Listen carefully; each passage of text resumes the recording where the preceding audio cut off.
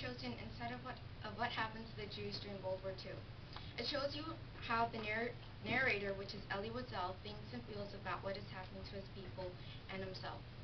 In the book, it talked a lot about power, like how the SS and other people used fear to take control of the Jews, and also how the Jews had no power whatsoever, at least compared to the SS and others. Last but not least, how Eliezer used hope to have the power to go on and make it as far as he did. Fear was a major part in the Jews' lives and a bigger part in the SS and others' part in having control over the Jews. The Jews had a chance of being able to have a taste of what rebellion is, but they did not take it. Instead, they looked at it with hunger, wishing they could be able to rebel in the SS and the others. As Elie Wiesel stated, 2006. A royal feast going to waste, super temptation.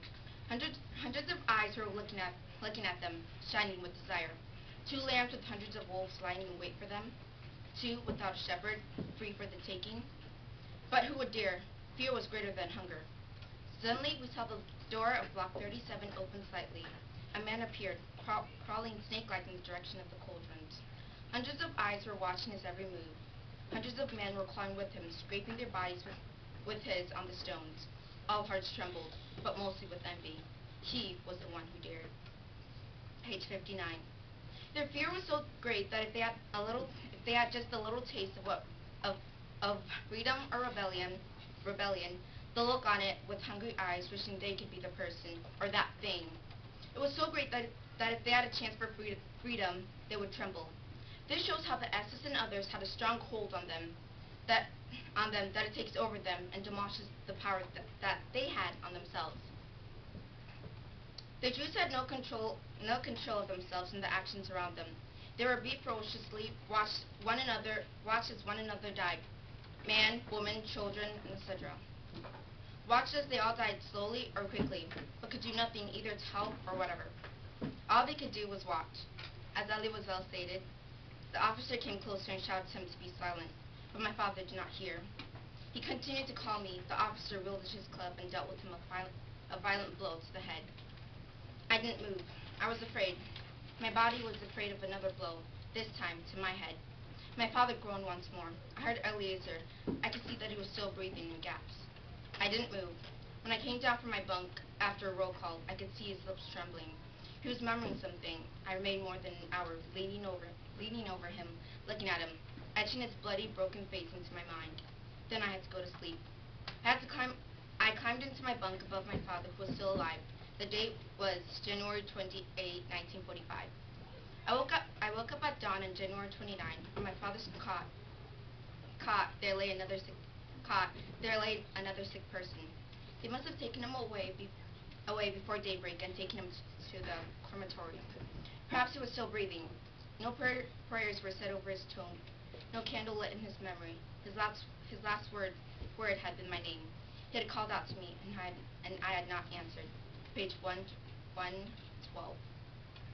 Watching was all you could do, but what could you do? If you did something, you would get hurt yourself. So just watch. Don't do anything. Be scared to speak or even help. The SS and others were like an addiction to the Jews. The Jews knew that they are bad, can feel that they are bad, and they're taking over their life, but could do nothing. Because back then they feared death, and the SS and others represented death to them. Also, this is how the SS and others took power from the Jews, crushing them slowly yet fast, so they know that they're being crushed, and yet they make it that they can't do anything to stop the torture that is happening to them. The SS and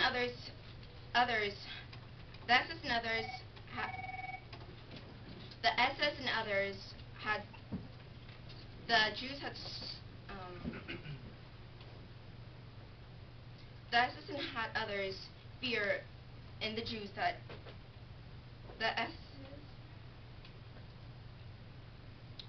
Oh, sorry. The Jews had the Jews.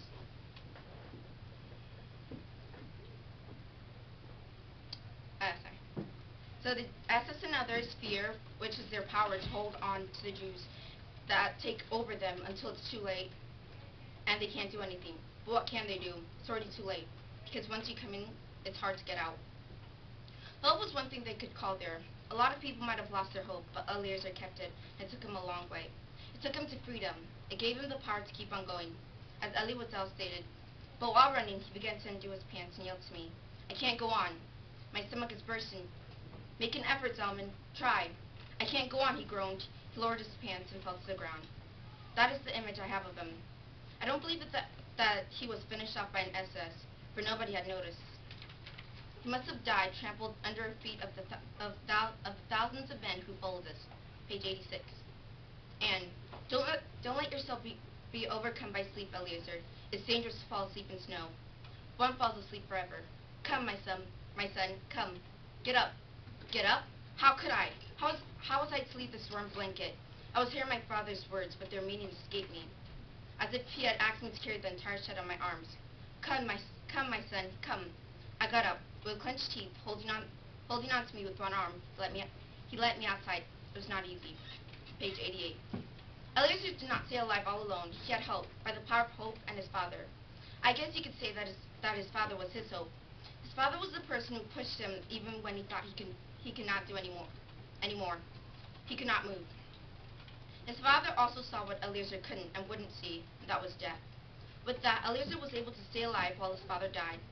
Staying alive for Eliezer was not a man versus self, but a man versus men.